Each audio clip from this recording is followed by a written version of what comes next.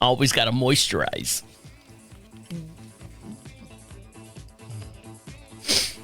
I'm good.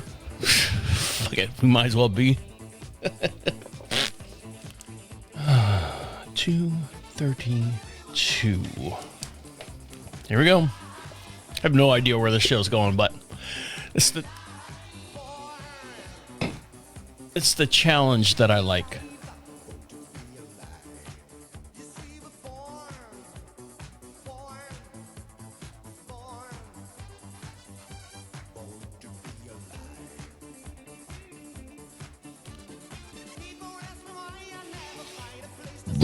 No, I can put them back there and you'll never see them. Ready? Here we go. Are you just trying to navigate adulthood in a world that still expects you to have it all figured out? Welcome to This Is 50 with your host, Travis Holmes. One little comment started not an argument, but just a disagreement. Well, you're like, well, what's the difference? It's a big difference. It's a disagreement. Two sides saw things a different way, and an argument is what's the definition of an argument? We can do this in real time. Hold on, let me look it up.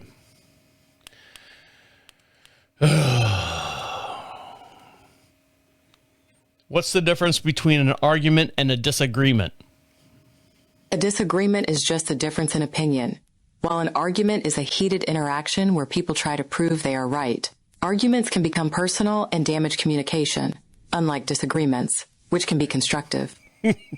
So, I don't know which one it is. You guys figure it out.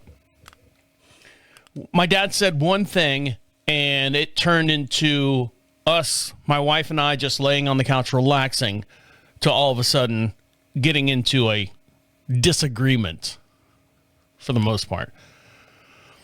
If you're new to this show, this is 50. I do this. This is my mental health. I am 52 years old. I started the show coming up on 4 years now. I've lost track. I talked to Shane. He's the one who helped me start the show. Unfortunately, he is not around. Not because he's dead.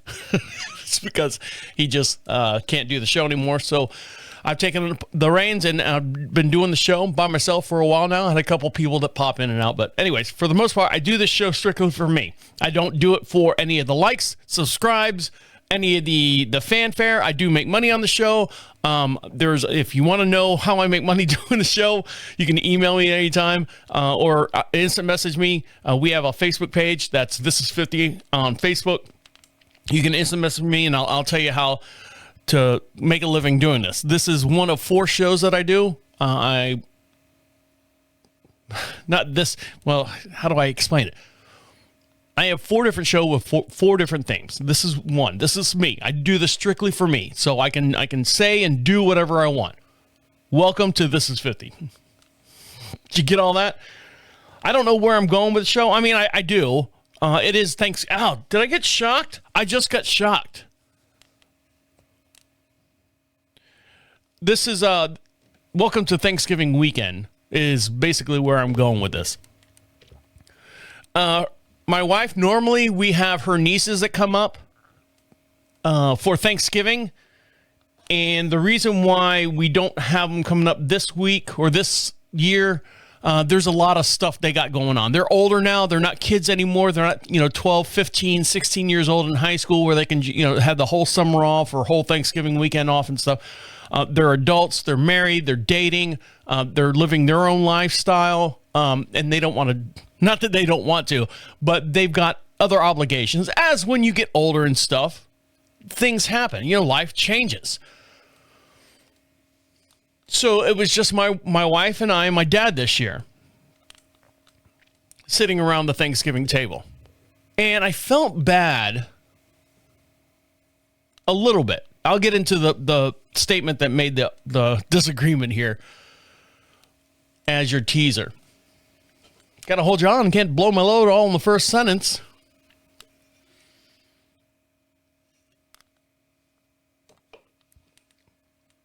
I feel bad for my wife. For one, me and Thanksgiving, I could care less.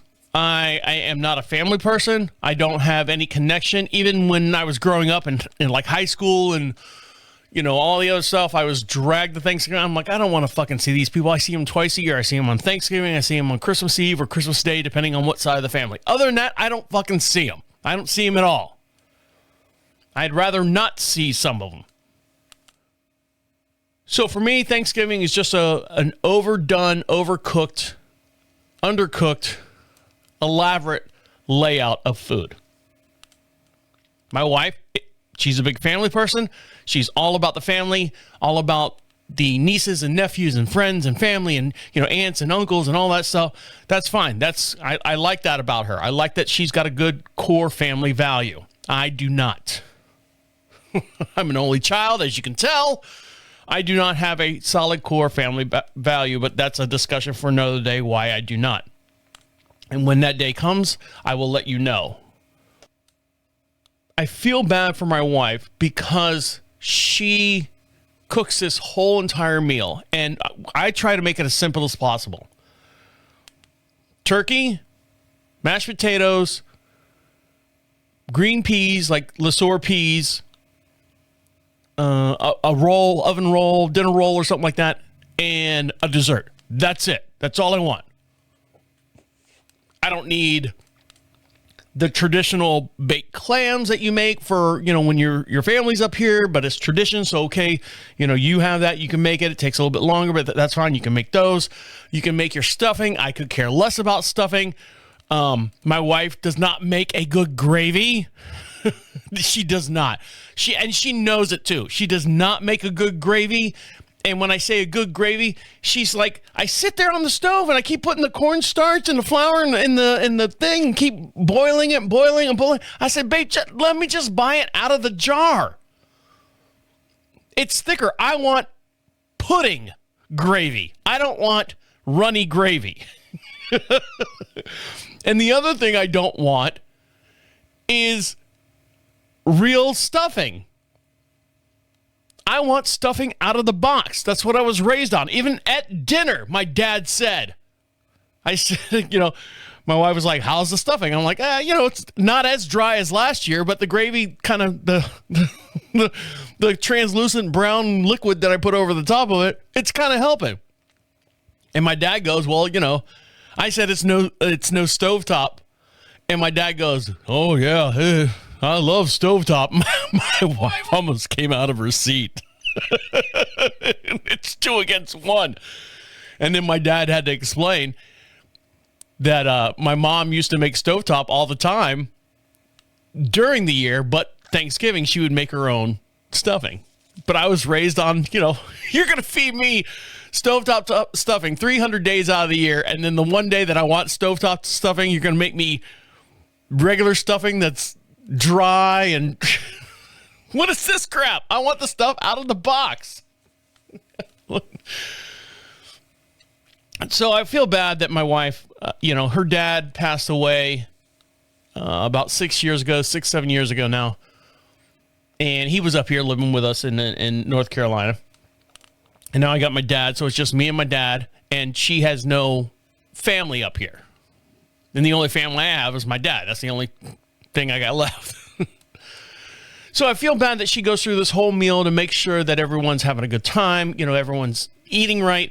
So she likes to start baking the day before and yada, yada, yada, and the whole ordeal. What time do you want to eat? 3 o'clock.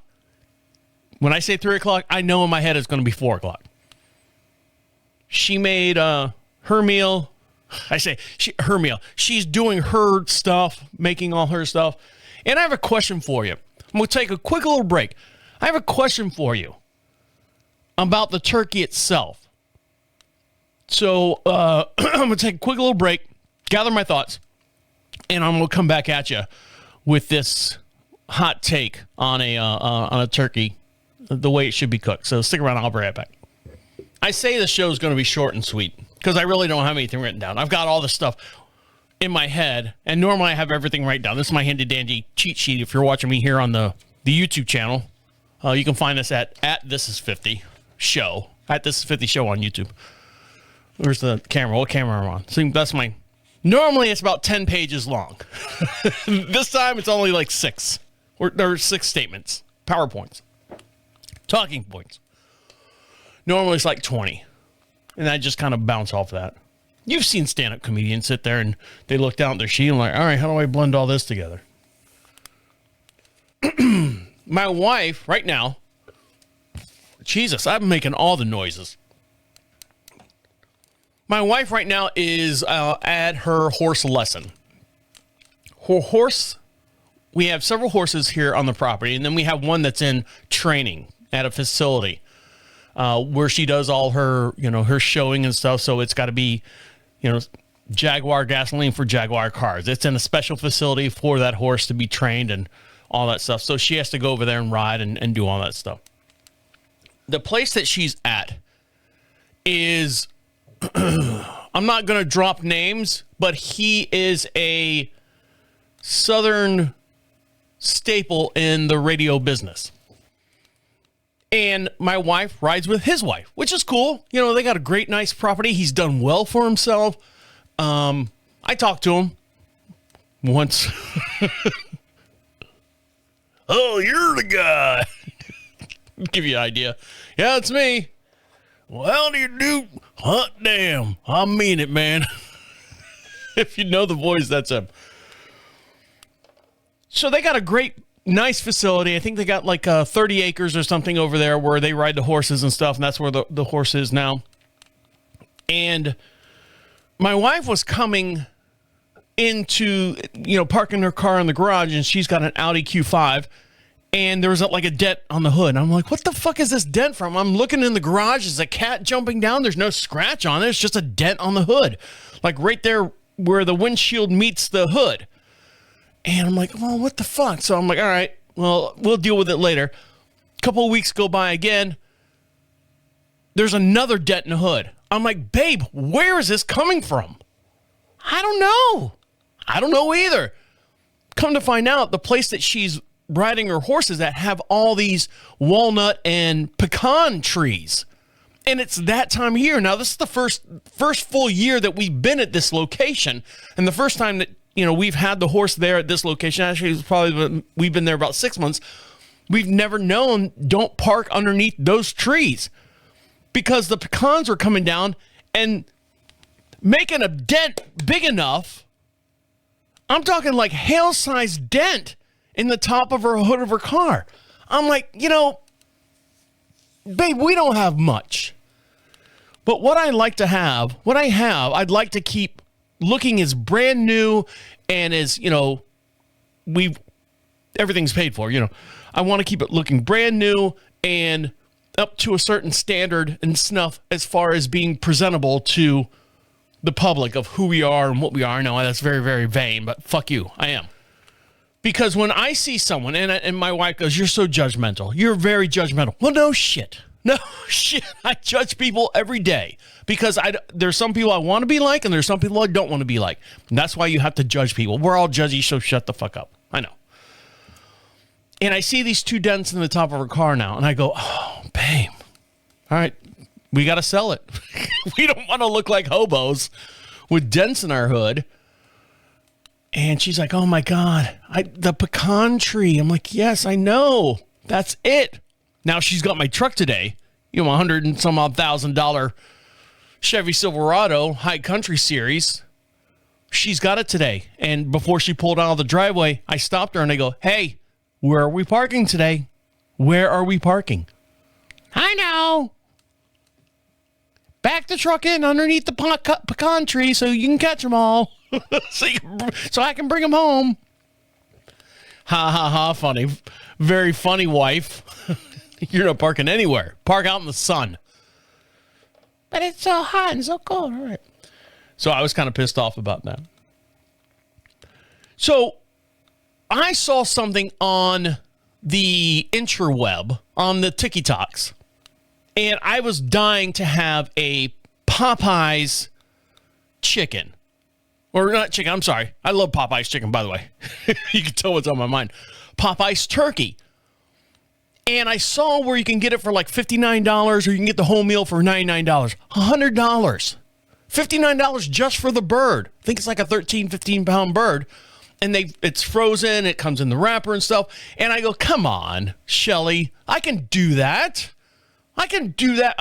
What's the dressing on it? So I'm looking up on TikTok, how to make a Cajun this. And then I came across, you ready for this?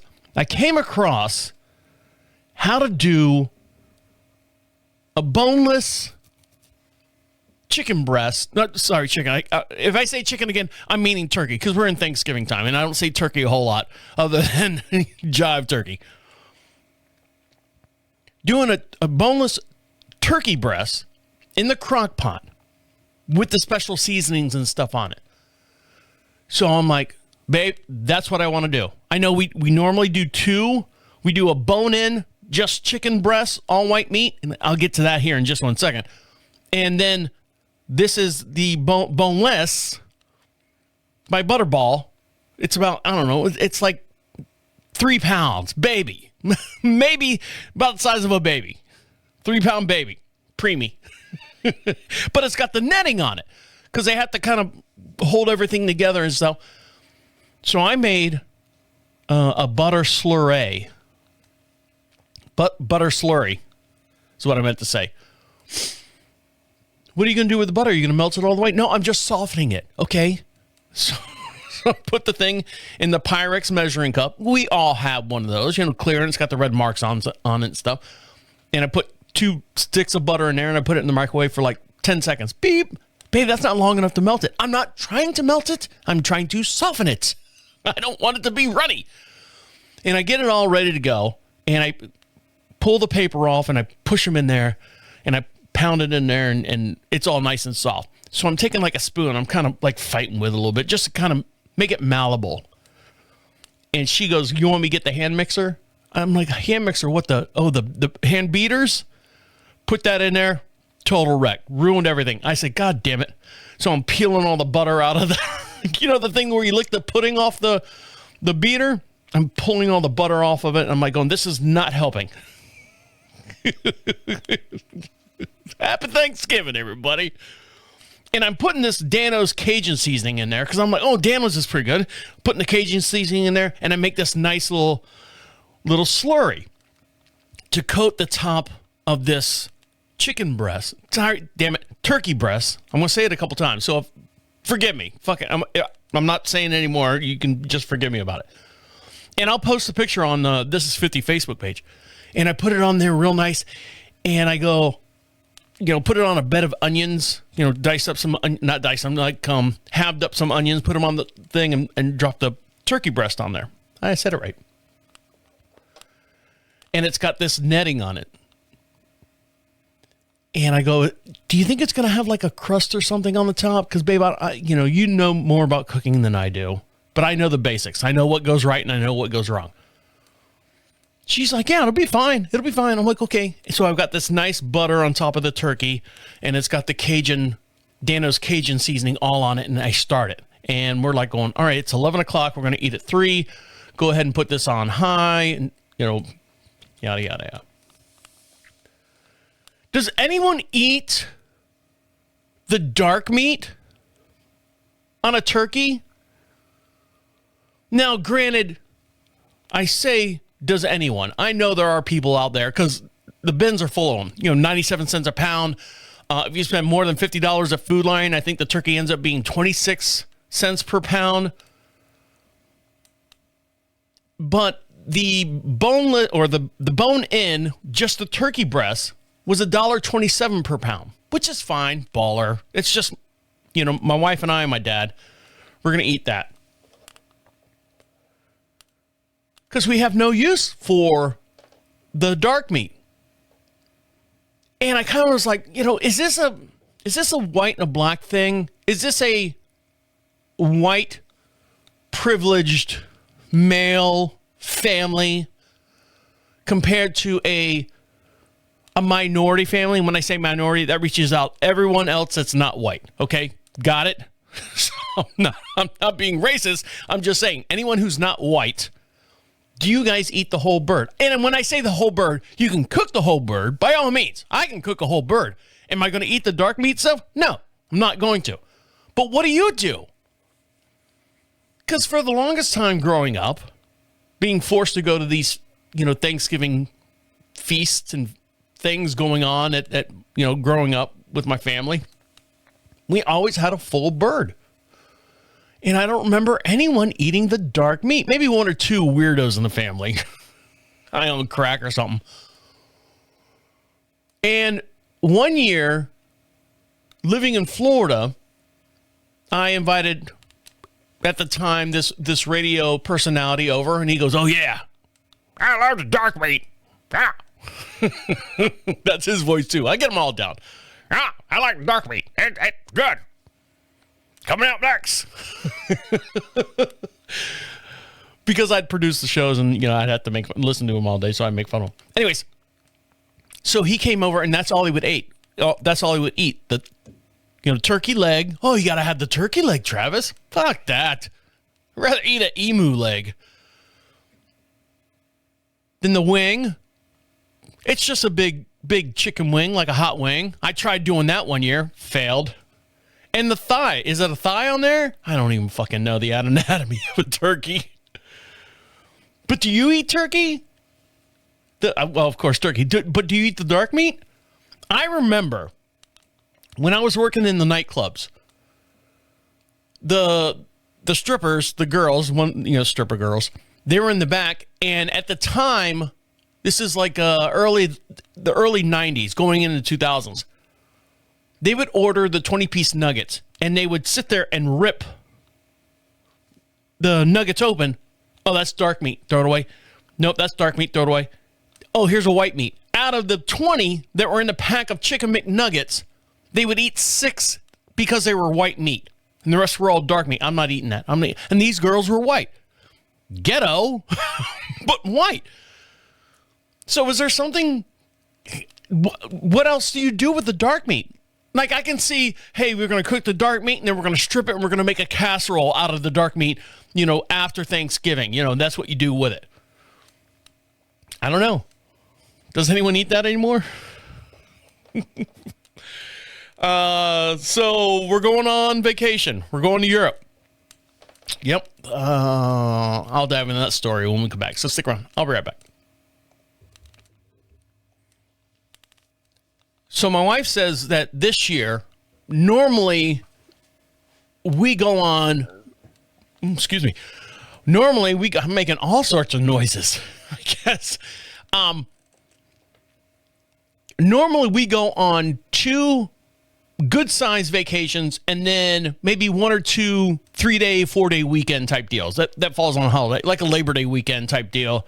She usually gets that off. And then, we'll leave on a Thursday, Friday, Saturday, Sunday, come back and then enjoy back at the house here on Monday. And then we'll go on a week somewhere. Like we've gone to like New Orleans. We've gone to Nashville. This past year or this year right here, we went up to New York, hung out there for a little bit. But this next year, I think she wants to combine the 2 big vacations into one long 10-day, 12-day trip to Europe. Great. Now, as you guys know, my wife and I just sold the last house that we had in Florida. So we have no more rental property. We have no more property in Florida. Everything's sold. And we made good money on it. And I don't want to, brag or anything, but it was 6-digit. It was 6-digit, figures that we made on the property. So we're going to invest that, most of it, in ourselves and in our property here, and make sure that we're putting ourselves, because my wife's young, she's 45. So there's nothing, I want her to retire as soon as she can possibly retire. I do this as a full-time job. Like I said, I do this podcast and 3 other podcasts. This is my full-time job. So I'm sitting at home in my studio here, and my studio is an 800 square foot studio above our 3-car garage. It's all wired and stuff. We have guests and stuff. And you can see all the different podcasts and stuff that are on the back placard back there behind us. Let me move. There you go. There they are right there. So feel free to enjoy those as well. And my wife goes, I want to go to London. You said you wanted to go. That was a bucket list thing. I said, yes, London. Let's go. I said, how did I word this? Because after the discussion we had this morning, I don't know if we're going anywhere at all. I said, yeah, London is where I want to go. It's basically how the conversation started as far as where we were going on vacation. She's like, I found a trip. Germany, Amsterdam, London, and then a couple little, tours and scenic things and stuff like that. It's 1 day fly in, 10 days there, and then 1 flight back. Great. How much? She told me how much it was. I said, is that each or per person? I guess that's the same thing. Is that each or for both of us? She says, no, that's for both of us. I said, okay, that sounds great. That sounds doable. I said, okay, start looking up for hotels and stuff. And then she goes, oh, by the way, I'm going to Germany too for a horse trip. Great. How much is that? She told me, babe, by all means, this is your thing. This is what you want to do. Do the horse trip. It's 8 days, I think, in Germany that she's going to go. So she's going to go. I'm going to be sitting here on the property talking to you guys. So a couple days go by and, a week goes by because we sold the house in the beginning of November and we're getting ready for Thanksgiving. She's like, are you excited about your European trip? I said, yeah. And we're driving around and she's like, are you excited? I said, yeah. She goes, you don't seem excited. I said, babe, not for nothing. My mind, the way my mind works, my brain sees all the negativity leading up to the actual trip that I have to deal with in order to get me on this trip. She's like, well, what do you mean? She didn't say it like that, but I'm just being simple about it. I said, dealing with the flights, the longevity of the flight, packing clothes, worrying about any terrorist activities, because it's not the United States, babe. Believe it or not, it's not the United States. You always hear about, hey, I'm going on a European vacation. 3 Americans were killed in the capital of whatever, Kazakhstan. And, car bomb blew up or people were taken hostage. She's like, you're watching too much news and stuff. I go, I have to. I've got nothing else to do. I said, but once I get there, babe, I'm just like anywhere else. I'll be fine. It's a new place. Neither one of us have been there. It's just going to be a unique experience. I just don't want to worry about what's going to happen outside the realm of our control. She's like, okay. And I said another thing before we go. I said, the only thing that's going to lighten my load in my mind is that we're good at home. Okay? She's like, well, what do you mean? I said, I don't want you to book this trip for the both of us and us still have outstanding credit card debts anymore. Now, I say credit card debts, not like we're, calling poor mouth or anything like that. The credit cards that we have, we were using to the house down in Florida, the last house that we had to sell. We had to put a new roof on it. That's $17,000. We had to put a new AC in there. That's another $8,000. We had to put a new water heater in there. That, it's $2,000. And, odds and on and on and on and on with this stuff going on this credit card. And at the end of the year, we usually pay that off with. I said, I want to make sure that we are good across the board financially. I don't want to have to come home and go, okay, now we went on a great trip, but we have to eat, ramen noodles for 2 weeks. Not that we've ever been in that situation. In my mind, because that's the way my mind works, goes to negativity or worst case scenario type deal. But that's what men do. A lot of men who try to provide and do things for the family, you always work out every single situation in your head to make the best judgment and decision for a positive outcome. I almost sounded like I knew what I was talking about. I said, that's the only way I can enjoy the trip. I'm not going to have to come back and have to worry about, oh, this needs to happen. And, we need to transfer money and all that and sell this stock or, whatever the case may be. She's like, all right, now I know where your head is at, is what she's telling me. I will make sure that happens. Okay, great. Then my dad comes out of his room this morning says one thing, fucks up my whole attitude for the day. Well, not for the day, for an hour or two. And I'll tell you what it is when I get back. So stick around. I'll be right back. Still running.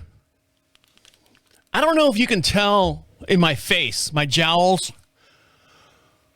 Jump on over to YouTube. Type in @ThisIs50show.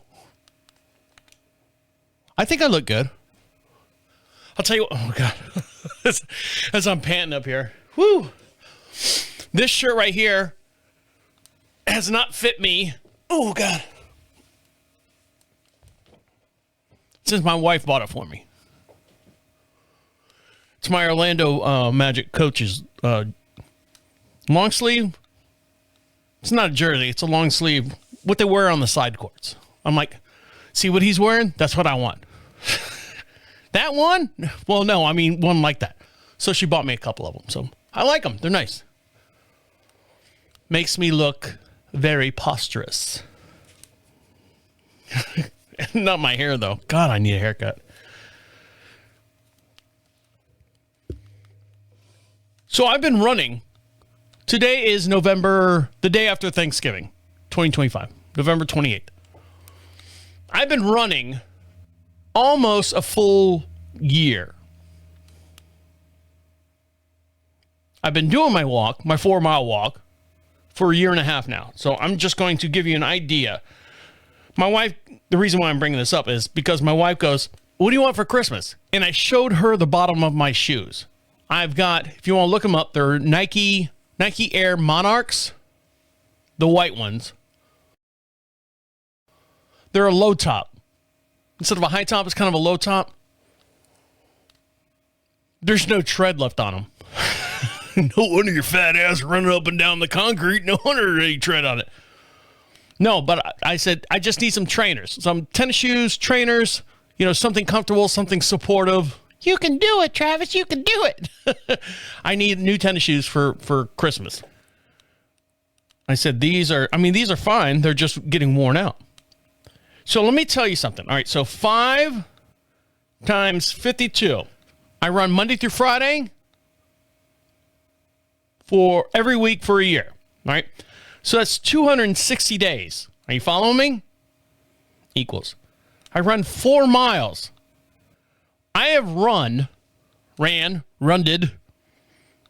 over 1,040 miles. Halfway across the United States. Well, not really. I think 2 miles. Was it 2,000 miles?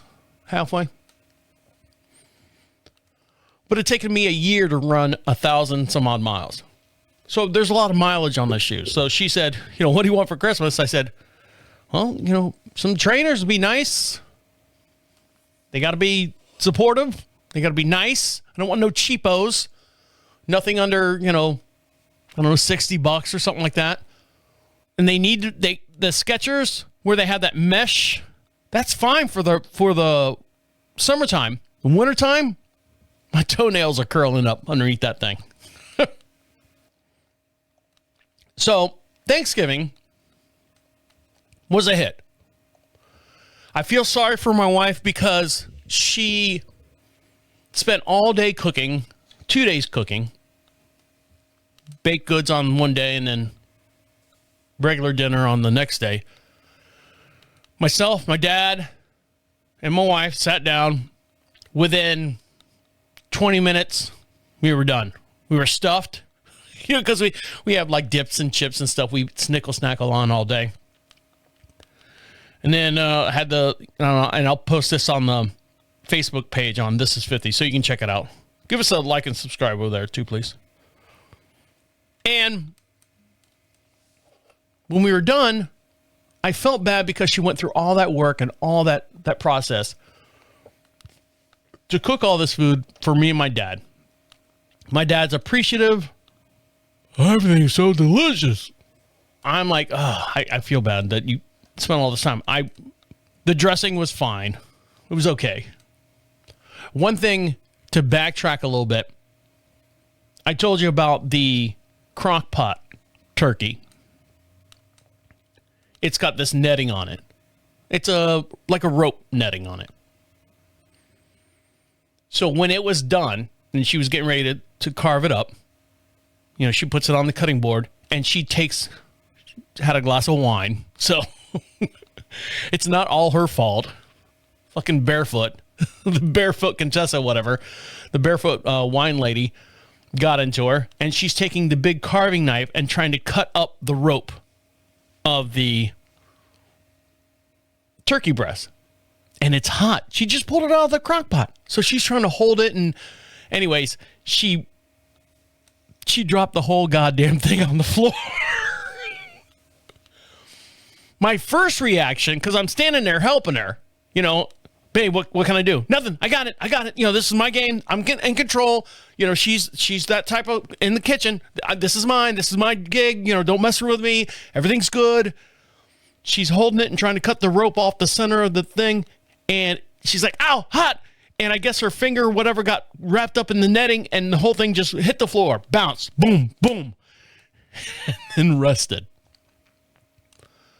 My face went like this. If you're watching this thing on YouTube, I was like, I spent all that time making sure that I did the butter right and doing all the stuff, the thing and with the Cajun thing, and I bought the right thing and did the onions and put it on in the bed of the thing, and I set the timer and I watched and I temped it every 45 minutes to see, and you dropped it. And then I had to snap out of that. In my mind, that took 30 minutes. Like a Lifetime movie. Ooh, boom, boom. When it hit the ground, all the seasoning and stuff I put on it, gone. Bounced right off. She picked it up and goes, 5-second rule, put it right back on the cutting board. And I said, okay, are you all right? I said, what happened? It happened so fast. So fast. What happened? And she was like, I'm sorry, I'm continued cutting the rope netting off. And as she's cutting the rope netting off, it's literally peeling off the crust that I just made because it's on top of the... So she cuts it and dices it up. She's like, this is good, babe. You did good on this turkey. Did I? Yeah, you did. You're just saying that because you dropped my turkey on the floor. No. It's good. It's good, babe. It's really, really good. It's really good. Okay. Yeah, I try it and I go, it's all right.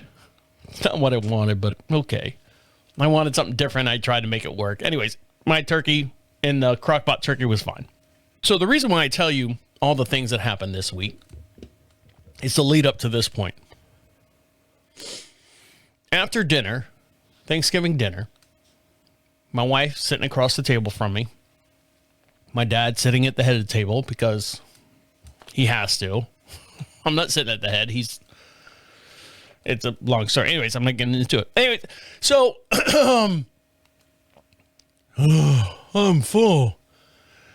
So we go in the kitchen. I pick up all the dishes and stuff and the silverware and I put it in the sink, scrape off all the food for the animals outside so we can feed them and put all the dishes in the sink. And my dad goes, well, what do you want me to... How can I help? Because my wife and I are now starting to put away the potatoes and put away my dropped turkey and all that stuff. And my dad's like, well, what can I do to help? And I didn't have an ounce of alcohol or anything. First thing out of my mouth, I said, well, when we're done with the kitchen, you can do the dishes. Because he does that anyway every day. He dumps. He unloads the dishwasher. He lets it build up for 3 days because he uses dishes more than anyone in the whole house does.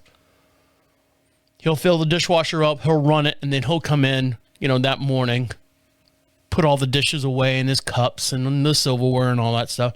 So now he's got a challenge. Now he's got Thanksgiving dishes to take care of and put them in there and clean them all up and stuff, which is great.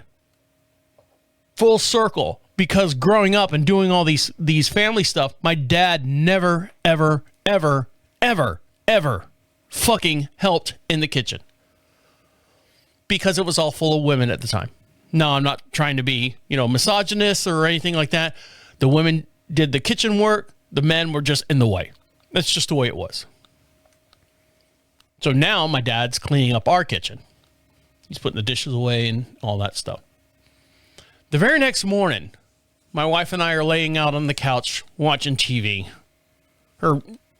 I'm scrolling. She's watching whatever smut show she's watching. My dad comes out and he goes, I got an MRI appointment on Monday. Do you think you can take me? Talking to me. Now he just sticks his head out of his little cubby hole that we allow him to live in. And he's kind of talking over into the living room there. And I spin around and I go, yeah, what time's your appointment? I got to be there at 11. Now, on Mondays, I do, if you're watching us here on the video right now, is a great chance to see it. That show right there that's lit up, I do that every Monday morning at 9 a.m. When I say 9 a.m., that's when everyone gets to the studio. If I've got guests in the studio, everyone shows up at the studio here at 9 o'clock, bright and early. We sit around, discuss notes, figure out where the show's going to go. 9:30, we go on the air. 9:30 to 10:30, we usually wrap it up. And then it's, hey, good show. Here's some notes and stuff. And then I'm done by usually 11 o'clock. That's every Monday. Every Monday during that season of that show. So the reason why I say that I do the show that Monday and my dad needs me to take him to his MRI is because he is, quote unquote, claustrophobic. MRIs can be a little scary. I understand that. But for my dad, because he's got skin melanoma and shit all over his fucking head, they've got to really get close to his head. So they put this metal or plastic it can't be metal, fucking suck it right off his skull. They put this plastic cage on his face. So here's my dad with this cage on his face going to the MRI machine while it's whipping and zipping and doing all the stuff. And he gets nervous. He gets antsy. He has anxiety. Don't we all? Some are worse than others. So the reason why I have to take him to his MRI is because he has to take a pill 15 to 20 minutes before he goes into the room, and he can't drive. So I said to my dad, Dad, now my wife is laying out on the long part of the couch, and I'm sitting on the sitting part of the couch. I said, Dad, well, you can just drive there and I'll pick you up when you're done. Oh, well, I got to be there at 11. I got to take the pill. I said, Dad, then just get there a little earlier. Drink your water, because I've done it with him before. This is the only reason why I'm saying all this. This is where the whole disagreement comes into play. I've taken him there. I've sat in the room with him because I want to be the good son. I'm sitting in the room with him. Nurse comes out. Mr. Holmes, are you ready to go in? He goes, yeah, I haven't taken my pill yet. Oh, you need to take it right now. Now she's backed up because she's got to wait 20 minutes for this fucking pill to kick in. Once the pill kicks in, they roll him to the back, and she's like, all right, well, we'll call you when he's done. I said, how long will that be? She's like, usually about 30 minutes. So I went across the street, get breakfast or something, hang out there. All right, and come back, pick him up. So I've been through this before. And I say to my dad, Dad, just drive up there a little earlier, go in, take your pill once you get inside, and I'll come pick you up when I'm done with the show on Monday. Your appointment's at 11. If you get there at 10:30, take your pill. You got 30 minutes to fuck around. It's 15 minutes, 20 minutes for his thing, and then I can come pick him up at 11:30. In my mind, that's how it played out. Well, who's going to get in my car? Jesus Christ, Dad. People leave cars on the side of the fucking road. Your car's going to be fine in the fucking hospital parking lot. Well, when are we going to get it? Jesus Christ. Again, Dad. We can get it afternoon, or we can get it first thing Tuesday morning. I'll take you out to breakfast and we'll make it a fucking thing. I'll take you up Tuesday, get your car, have breakfast and get your car, and we can all drive home together, one big happy family, right? Boom, boom. I don't know. Dad, drive your fucking car. Drive your car to the hospital. Now my wife's getting into it. This is the only thing I don't like that my wife does. If it's between me and my dad, she kind of gets in there a little bit. I told my wife I'd never talk bad about her during this show. This is the only thing that I've asked her, and it's just her personality, and I know that. And I when she says something, I kind of just take it. I'm like, I know she's trying to make things better. She's trying to make things easier. I know that. I understand that. But I've asked her not to, and sometimes it's hard for some people that. Because of her business, because of who she is, and because of her personality, she wants to help and take control and blah, blah, blah, blah, blah. She's like, well, I'll take them. I'm like, are you going to be home on Monday? Are you working from home on Monday? She goes, it looks like I am now. I said, babe, don't say stuff like that, because now it feels like you're going out of your way for this. No. I was going to anyways, but I said, well, what about riding? Because you ride on Monday morning and you don't get home until 10:30. She's like, I'll just have to wrap up my ride a little bit easier, a little bit quicker, and be home at a certain time. I said, babe, there's no reason why he cannot drive his car to a place that's literally 10 miles down the road, maybe 12 miles. Might be exaggerating. No, it is 12 miles down the road. Park his car, take his pill. I come pick him up. The next day we go pick up his car. Done deal. Solution done. Nobody has to be involved. Nobody outside this. We don't have to get... That's it. It's a simple fix. No, I'll take him down there, and then I got to hurry back and get on because I got to call it, and I'm like, I know, babe, you don't have to do this. You don't have to do this. He's fully capable of driving down there and doing this part on his own. And I can pick up the slack on the back end and go pick him up. There's nothing wrong with what we have set up. No, I'll do it. I'm going to do it. You don't have to. I'm doing it. Now you're mad at me. Why are you mad at me? I'm not mad at you. I'm upset because I've got everything already handled, and now you've given him this third option. Oh, maybe she can take me down there. But it's going to make your day that much harder, that much more... Checking my phone to see where she's at. She's still at the horse place. And so he closes the door. And I hear him on the phone with the hospital.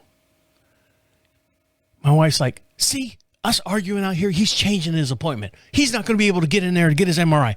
I said, babe, turn the sound of the TV off for one. I'm not talking. I'm listening to his conversation.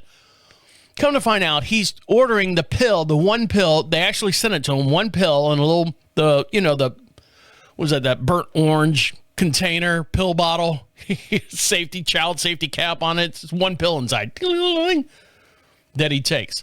He wants to make sure that the doctor's going to have it ready for him, delivered to the house before Monday. I said, baby, you don't have to do this. She's like, I'm going to do it. I'm doing it. I said, okay, well, you don't need to make me feel like a piece of shit because I don't want to take them in the morning because I've got other stuff. You've got the same exact amount of workload Monday morning as I do. So you don't need to take this upon yourself. Everything was already settled. He's driving there. I'll pick him up, get his car the next day. Well, who's going to get it? My wife. My wife's saying, who's going to get it? Never mind. She's like, it's done. It's solved. Problem solved. I said, okay. Why aren't you happy about going on the European trip? I have noticed recently, though, and one little thing, and I'll wrap this up. The medication that I'm on to curb outbreaks. Oh, this conversation could have been horrible if I was not on the medicine that I was on or am on. I have to take my focus somewhere else. and that focus is cleaning. She should piss you off a little bit more, Trav. You clean the whole house. So I wiped down all the countertops in the kitchen, disinfected everything, because, you had turkey and all that stuff, all the accoutrements from Thanksgiving, granite countertops, wipe them all down and disinfect them and pick things up and move them and wipe them down. Took me about 35 minutes to do that. And come back and sit on the couch. She's like, "What'd you do?" I said, "Well, kitchen." I said, "I'm good." "You good?" "Yeah, I'm good." "Okay. So what are we doing today?" She's like, "Well, I gotta go. I'm gonna take a nap." This is 11:30. I'm gonna take a nap for about 20 minutes. I'm gonna take your truck down to the riding arena where Diego's at. And I said, "Don't park underneath the pecan tree." She's like, "I won't."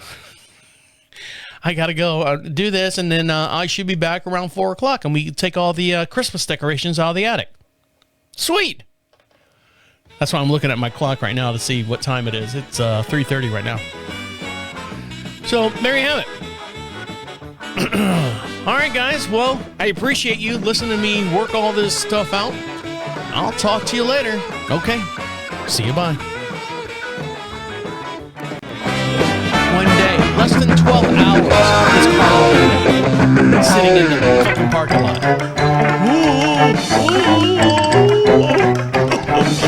What are you gonna do? Just leave it there. There's people there all the time. It's a 24-hour hospital. You got a goddamn emergency room there.